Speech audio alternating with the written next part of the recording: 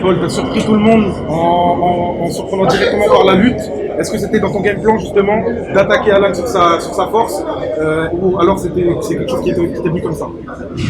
C'était pas forcément le game plan de base, c'était une de mes cartes que je voulais jouer, qui était en réserve, mais l'occasion s'est présentée et quand c'est instinctif, c'est venu tout seul, donc heureusement ça nous a apporté la victoire. Est-ce que c'est pas ça justement qui t'a apporté la victoire, l'effet de surprise? Alan ne s'attendait certainement pas à ce que tu l'attaques en lutte d'un. Ouais, certainement. Il s'attendait à d'autres choses, mais je savais à quoi il s'attendait. Il s'attendait sûrement à des high kicks, vu ma dernière performance, avant ce combat-là, je veux dire. Donc, oui, on l'a choqué, on l'a pris là où il s'y attendait pas. Paul, on a parlé hier de ton statut d'underdog. On a clairement l'impression que la pression, tu connais pas. Comment tu vis toi ça? Si, la pression, je la connais. C'est juste que j'essaie de la cacher. Je pense que plus grande est la pression, meilleure sont mes performances. Donc on essaie de la jauger. J'ai un bon entourage qui m'aide à faire tampon. Mais voilà, la pression, je la ressens. Mais voilà, il faut faire avec. Parce que de toute façon, si plus on évolue dans le game du MMA, en professionnel, ce sera encore pire. Il y aura des salles encore plus grandes. Donc voilà, il faut apprendre à la gérer. Et comment tu la gères, comment tu travailles cette pression? Je sais pas trop comment je la gère. Je fais en sorte de la rendre simple, de dire que c'est qu'un 1v1. Il y a des gens qui m'attendent au tournant, mais je sais la préparation que j'ai faite. Je me concentre sur l'essentiel. Voilà, c'est. Je respire, je vais entrer dans la cage, c'est un 1v1. Je vais performer, je me concentre, je médite pas mal, beaucoup de visualisation, ça m'aide. Paul, premier round, plusieurs étranglements. À quel point c'était proche du finish à ce moment-là? J'étais proche, je sais, je vais pas dire que je sais, mais j'aurais aimé énormément le finir au premier round, ça aurait été incroyable. Il n'y a pas eu la finition pour le moment, mais on était à deux doigts. On s'est donné à fond. Je voulais pas me cramer dès le départ. Donc voilà, il y avait une bonne opportunité, j'ai pas réussi à la saisir. On a quand même ramené la victoire.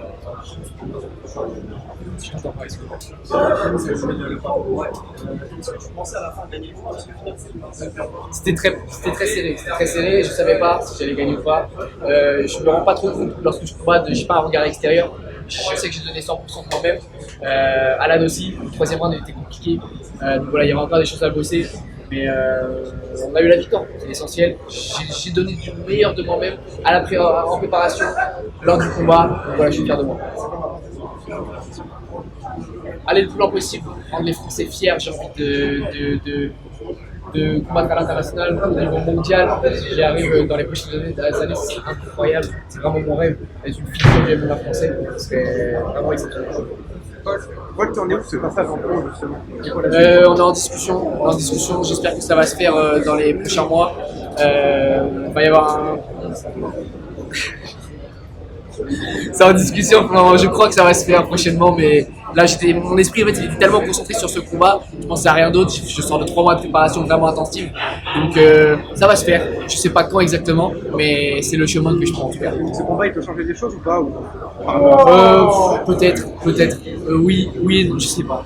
Ça va se faire, je sais pas trop en vrai de vrai. Ma tête elle était que concentrée sur le combat du 10 janvier, je sais pas ce que je vais faire demain. Ma vie elle n'existe pas après ce combat, donc je vais voir ce qui va se passer ensuite. Paul.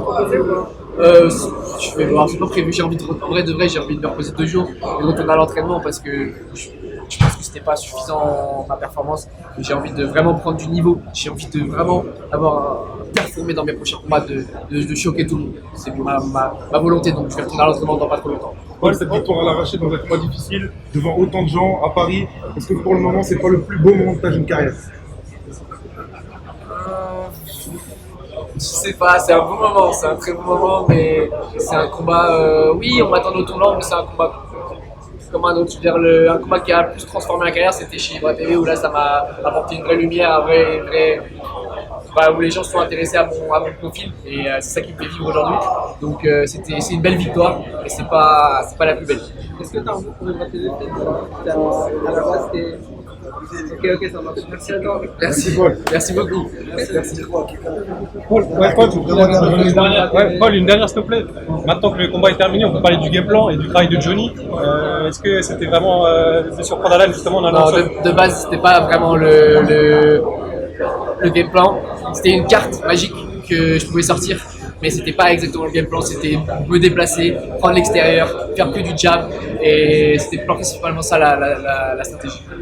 Tu parlais après le combat de représenter la France dans le monde, c'est quoi ce que tu souhaitais pour la suite?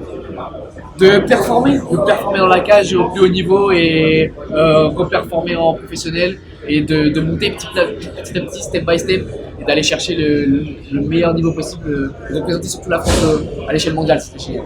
Merci beaucoup.